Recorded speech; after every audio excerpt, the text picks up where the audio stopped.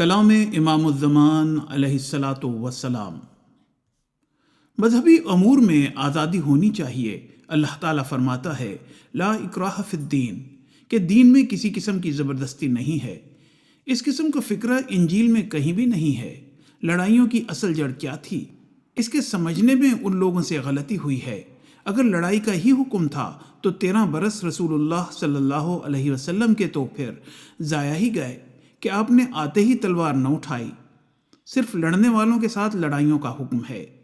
اسلام کا یہ اصول کبھی نہیں ہوا کہ خود ابتدائے جنگ کرے۔ لڑائی کا کیا سبب تھا، اسے خود خدا نے بتایا ہے کہ ظلموا۔ خدا نے جب دیکھا کہ یہ لوگ مظلوم ہیں تو اب اجازت دیتا ہے کہ تم بھی لڑو۔ یہ نہیں حکم دیا کہ اب وقت تلوار کا ہے، تم زبردستی تلوار کے ذریعے لوگوں کو مسلمان کرو، بلکہ یہ کہا کہ تم مظلوم ہو، اب مقابلہ کرو۔ مظلوم کو تو ہر ایک قانون اجازت دیتا ہے کہ حفظ جان کے واسطے مقابلہ کرے۔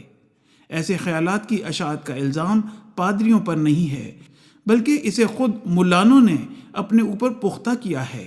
خدا کا ہرگز یہ منشا نہیں ہے کہ ایک غافل شخص جسے دین کی حقیقت معلوم نہیں ہے اسے جبراً مسلمان کیا جاوے۔ اب ایک بنیا جس کی عمر 50 یا 60 سال کی ہے، اسے دین کی خبر ہی نہیں، تو اس کے گلے پر تلوار رکھ کر اسے لا الہ الا اللہ کہلانے سے کیا حاصل ہوگا؟ خدا تعالیٰ کا منشا ہے کہ غفلت چونکہ بہت ہو گئی ہے، اب دلائل سے سمجھا دے۔ اگر جہاد کرے بھی تو کس سے کرے؟ سب سے اول تو انہی مسلمانوں سے کرنا چاہیے کہ جنہوں نے دین کو تباہ کر دیا ہے۔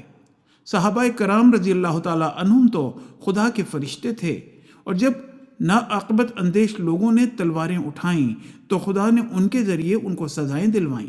مگر آج کل کے یہ لوگ کہ جن کی مثال ڈاکوؤں کی ہے، کیا یہ خدا کے وکیل ہو سکتے ہیں؟ قرآن سے تو ثابت ہوتا ہے کہ کافر سے پہلے فاسق کو سزا دینی چاہیے۔ خدا نے اسی لیے چنگیز خان کو ان پر مسلط کر دیا تھا تاکہ مماثلت پوری ہو۔ جیسے یہودیوں پر بخت نصر کو متعین کر دیا تھا، ویسے ہی ان پر چنگیز خان کو۔ اس کے وقت میں ایک بزرگ تھے، ان کے پاس لوگ گئے کہ وہ دعا کریں۔ انہوں نے جواب دیا کہ تمہاری حرام کاریوں کی وجہ سے ہی تو چنگیز خان مسلط ہوا ہے۔